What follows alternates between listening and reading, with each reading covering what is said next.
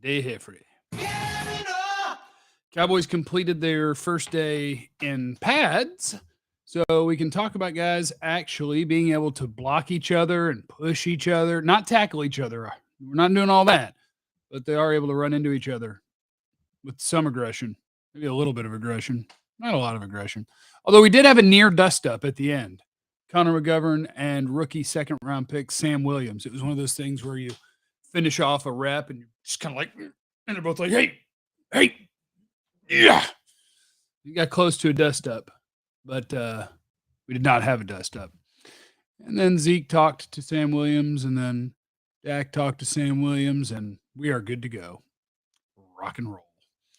So welcome in, everybody. We'll talk about the standouts of day one in pads, which you will definitely like two of them, at least most of you. Some of you probably will hate the standouts in pads because of people that you don't like and think they're terrible, but that's okay. Bet Online is the fastest and easiest way to wager on all your favorite sports, contests, and events. With first-to-market odds and lines, find reviews and news for every league, including MLB, NFL, NBA, NHL, combat sports, esports, even golf. BetOnline continues to be the top online resource for all your sports information, from live in-game betting, props, and futures. Head to BetOnline today or use your mobile device to join today and make your first sports bet. Use our promo code BELIEVE50, BLEAV50, to receive your 50% welcome bonus on your first deposit. BetOnline, where the game starts. We in here. And I do agree that one of the day one standouts is definitely Dave Hellman's jacket. He had an awesome looking jacket. They made him go down to LA to the Fox Sports studios and go be a superstar, because that's just kind of what they do. Day one in pads. The stars of the show were Dak Prescott and CeeDee Lamb. You like that? Or maybe you hate that. But yeah, the play of the day was a rollout right. Dak did this little number. Hey, CeeDee, go, go, go, go, go. And he turned up field, and Dak just laid it up there, and CeeDee made a nice sliding catch on Malik Hooker. Does it really say I'm not live on YouTube? Why am I not live on YouTube? I was wondering why the numbers are kind of low. No, I'm live on YouTube. Maybe it just didn't send out an alert for some reason. But either way, we are in here. Yeah, CeeDee had that catch, and then CeeDee had a bunch of other catches. He was the man today. And Dak was dropping dimes. Now, here is the other thing. James Washington got hurt. And James Washington, he hasn't impressed in camp anyway. But, I mean, I honestly believe the reason that James Washington was on this roster was because they literally just wanted someone who had played a reasonable amount of NFL football, caught passes in the NFL, so they could survive for 4 or so weeks until Michael Gallup was ready. That was their hope. Well, now James Washington got hurt today. They think he might have broke his foot, might be a Jones fracture. We don't know yet. We'll know the details when we know the details. But James Washington is hurt. So when that happened, we'll see what they do with the depth chart long term. In terms of, because a lot of the first team reps were going to number 3, Dennis Houston, an undrafted free agent. And I can't imagine that he's going to actually be the third wide receiver if James Washington is out. That must just be the specific wide receiver position that they were working at. He was kind of the next man up. And now they'll decide when they go in today, all right, who wants to go play that spot? Because I would think that it would be Noah Brown, and your 3 starting receivers now would be CeeDee Lamb, Jalen Tolbert, and Noah Brown. But that's still not great. Here's your depth chart at wide receiver according to me. CeeDee Lamb, Jalen Tolbert, Noah Brown. TJ Vasher? Cavante Turpin? Semi Fihoko or Dennis Houston? That ain't good. That ain't good.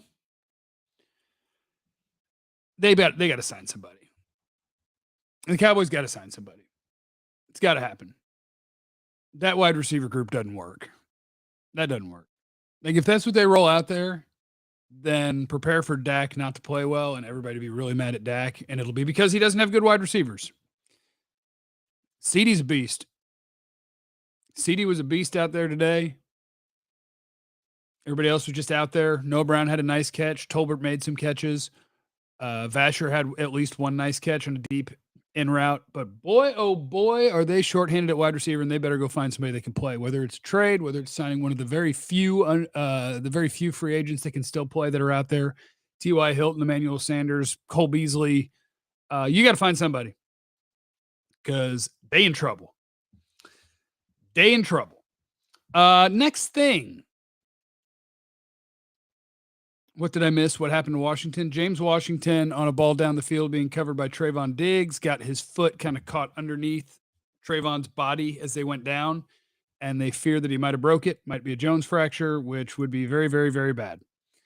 So Cowboys, go sign Will Fuller. Please.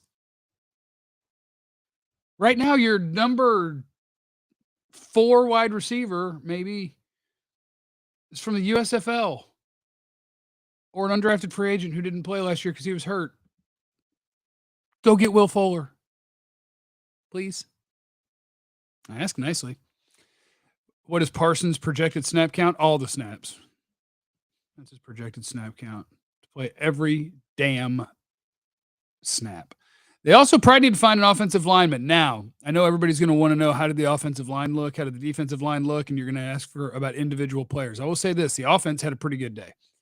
They were moving the ball well. The first team offense, a lot of it was plays to CeeDee, but some to Pollard, some to, well, everybody that I named earlier. But the first team offense had a pretty darn efficient, pretty darn good day, which means that the offensive line probably played pretty well. In team, I don't remember a clear sack at all. And when they were running, they didn't do 1-on-1s today. They didn't even do 2-on-2s. They did 3-on-3s on the offensive and defensive line. Problem is we're standing on a sideline, right? There's 2 fields, one right in front of us, one beyond that one. They were doing all their work on the field right in front of us. But there's a group of 3-on-3 happening right in front of us, defensive line versus offensive line. And then beyond them is another group, and beyond them is another group. You can't see past the first one. So I got to see Zach Martin's awesome. I got to see that Tyron Smith is awesome. Everybody else, okay. Okay day. I tried to keep my eyes on John Ridgeway, the defensive tackle. He looked pretty decent. And the problem with these sort of settings is whoever goes against Zach Martin's going to look like he's not any good. Whoever doesn't go against Zach Martin might look better. So like Quentin Bohanna is going against Zach Martin a lot. And so he's getting moved 6 yards back because Zach Martin's a freak show. And then Ridgeway's going against a third team guard, and he's able to hold the point without getting moved at all. So he gets to look good there. So it's about who you go against in a lot of ways. So offensive line and defensive line, honestly, nothing jumping out other than they're still rotating McGovern and Tyler Smith at left guard, but McGovern is also getting work at right guard, which pretty much tells you what their plan is. Their plan is that Tyler Smith is going to be the left guard and Connor McGovern is going to be the backup all along the inside. So that's the way that is going to go. Let me get my notes pulled up. What else did I have? The receivers. Your 2 guys that were working punt return today were Kavontae Turpin and Jalen Tolbert, just the 2 of them standing back there. And TJ Vasher I mentioned. Oh, kicker battle. You guys ready for a kicker battle?